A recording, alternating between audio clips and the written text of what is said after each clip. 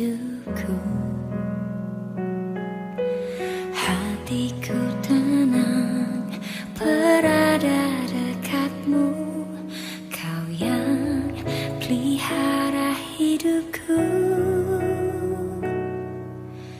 Pertolonganmu begitu ajaib, kau telah memikat hatiku. Di saat aku tak sanggup lagi, di situ tanganmu bekerja. Pertolonganmu begitu ajaib, kau telah memikat hatiku.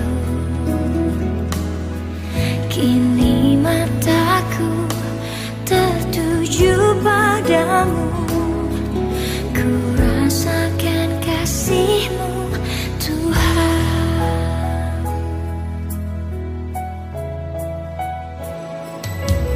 Hatiku tenang berada dekatmu, kaulah jawaban hidupku. Hatiku tenang berada dekatmu, kau yang pelihara hidupku. Pertolonganmu begitu ajaib, kau telah memikat hatiku.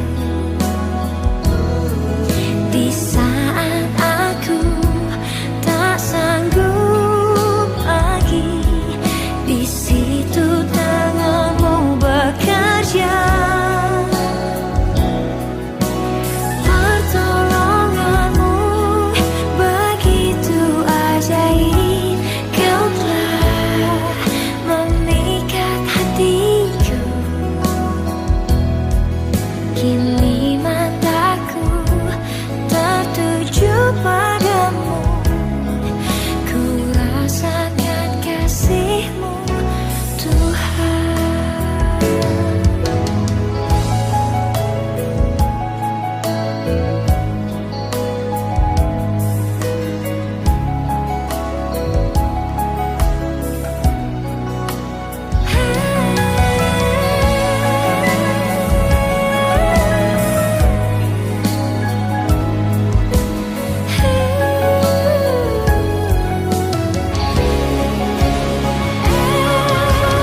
Pertolonganmu begitu ajaib, kau telah memikat hatiku.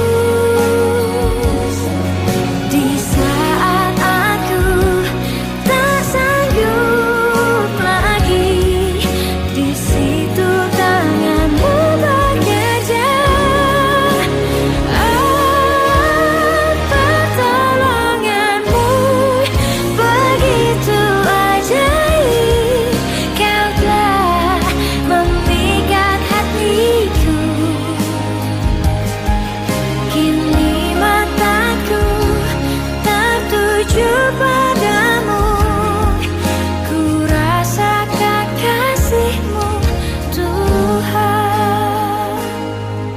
Kini mataku tertuju padamu, ku rasakan kasih-Mu Tuhan.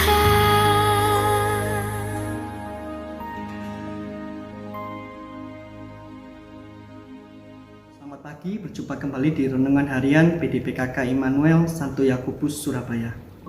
Sebelum mulai renungan hari ini, mari kita bersama-sama bersatu di dalam doa. Dalam nama Bapa dan Putra dan Roh Kudus. Amin.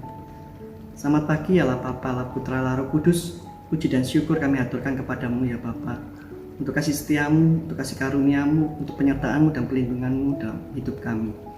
Hingga pagi ini kau boleh bangunkan kami kembali untuk kembali bersekutu bersama-sama merenungkan apa yang kau mau dalam hidup kami. Bapa, sertai kami dari awal, pertengahan hingga akhir. Amin. Dalam nama Bapa dan Putra dan Roh Kudus. Amin. Renungan kali ini saya akan membawakan setelah beberapa saat yang lalu saya telah menyelesaikan sesi membaca kitab suci bersama teman-teman lain yang tergabung dalam grup membaca kitab suci.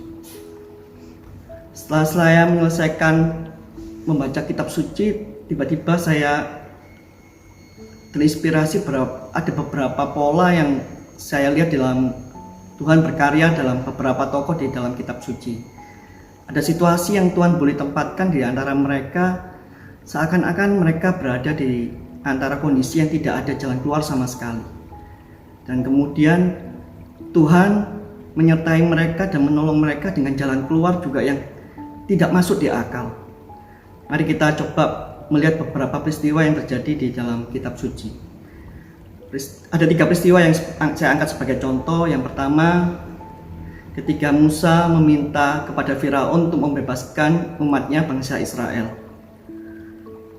Tuhan mempersulit Musa bahkan di Keluaran 10 ayat 20. Tetapi Tuhan mengeraskan hati Firaun sehingga tidak mau membiarkan orang Israel pergi. Musa yang tidak punya kekuatan apa-apa, bangsa Israel pada waktu itu adalah bangsa yang mendapat status sebagai budak di tanah Mesir. Kemudian Firaun dengan segala tentara dan kekuatannya sanggup untuk melumatkan bangsa Israel. Peristiwa kedua, ketika Gideon melawan bangsa Midian. Gideon memiliki 32.000 pasukan untuk melawan bangsa Midian. Tetapi kembali Tuhan menunjukkan suatu cara yang agak di luar akal. Gideon malah disuruh mengurangi tentaranya sebanyak 22.000 sehingga tersisa 10.000. Bahkan kembali Tuhan menunjukkan sesuatu yang di luar kemampuan untuk kita bernalar, untuk mengurangi kembali pasukannya sehingga tersisa 300.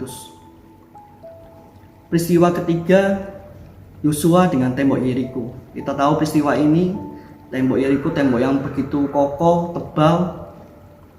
Tuhan kembali menunjukkan solusi yang di luar nalar. Dia tidak menunjukkan bahwa harus menunjukkan alat yang kuat, katapul atau apa untuk menghancurkan tembok. Malah dia menyuruh Yosua untuk mengelilingi tembok itu. Dan di hari ke-7 untuk kembali bersorak-sorak sehingga tembok itu runtuh.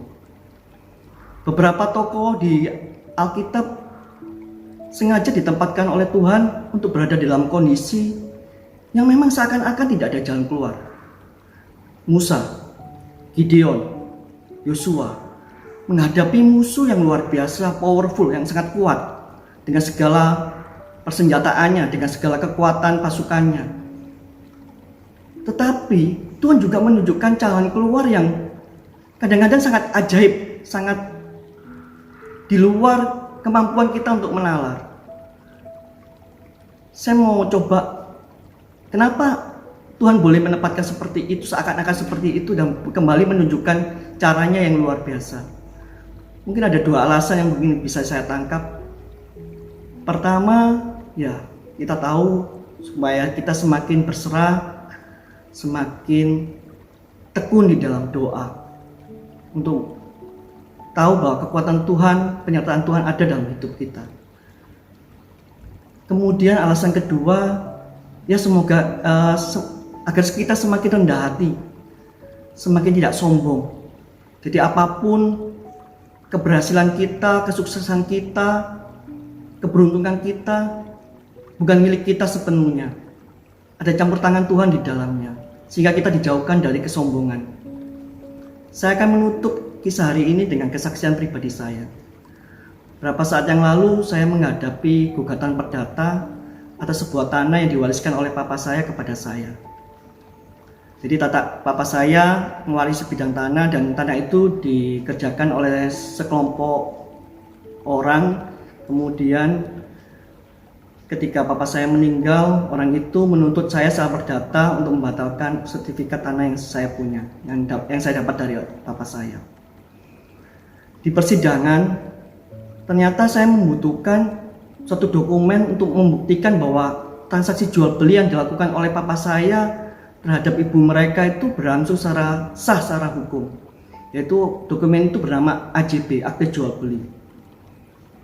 Saya berusaha mencari AJB itu di seluruh rumah, di dokumen-dokumen yang tersisa dari papa saya tidak menemukan. Kemudian saya ingat bahwa PPAT, pejabat pembuat akte tanah waktu itu adalah camat. Saya menuju camat, kantor camat, saya tanya kepada Pak Camat, ada nggak ya salinan AJB yang terjadi pada waktu itu? Ternyata pada beberapa waktu yang lalu kantor camat ini dilanda banjir besar, jadi gudang arsip mereka hancur berantakan. Jadi arsip itu tidak ada di sana. Kembali saya menemui notaris saya mohon pertolongannya dia untuk menemui BPN. Di BPN ada salinan AJB itu, tapi untuk mengeluarkannya butuh permohonan tertulis dari pengadilan ke BPN, dan itu membutuhkan waktu proses yang cukup rumit dan lama. Seakan-akan saya tidak menemukan jalan keluar dari permasalahan saya, karena buat pengacara saya AJB ini penting, dokumen yang teramat penting untuk membuktikan di pengadilan bahwa transaksi itu ada dan transaksi itu sah secara hukum. Saya bersama istri membawa ini di dalam doa, dan saya sih pada waktu itu saya tidak terlalu khawatir, dan saya juga bilang ke pengacara saya karena dia mendesak saya terus, biar aja lah kita berangkat ke pengadilan dengan data-data yang ada, dengan sertifikat yang kita punya tanpa AJB. Tetapi seminggu sebelum pengumpulan validasi bukti, saya ditelepon notaris saya. Tuhan bekerja secara ajaib, luar biasa.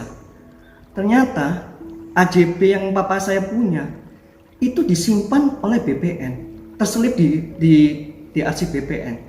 Jadi arsip BPN memiliki dua, satu memang untuk mereka dan satu milik papa saya. Luar biasa. Dan dengan bukti itu saya memenangkan gugatan di pengadilan perdata. Saya mau bicara, memang Tuhan kadang-kadang menempatkan kita dalam kondisi yang memang seakan-akan tidak ada jalan keluar. Dan jalan keluar yang diberikan Tuhan itu kadang-kadang juga ajaib. Tidak bisa kita mengerti secara nalar kita sebagai manusia. Tapi kita boleh percaya dan berserah, dan kita boleh semakin rendah hati dari hari ke hari untuk tahu bahwa pertolongan Tuhan itu ada dan nyata di dalam diri kita, dalam sesama kita. Mari kita tutup dengan doa.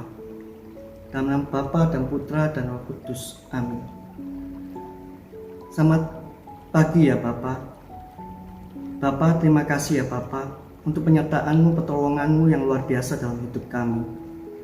Bapak, ingatkan kami ketika kami jatuh dalam kondisi yang memang membuat kami putus asa, tidak berpengharapan. Ingatkan kami ya Bapak, bahwa Engkau Allah yang hidup untuk kami sekarang dan selama-lamanya. Amin. Dalam nama Bapa dan Putra dan Roh Kudus. Amin. Saya Anton, saksikan terus Renungan Harian PDPKK Immanuel Santo Yakobus Surabaya. Amin.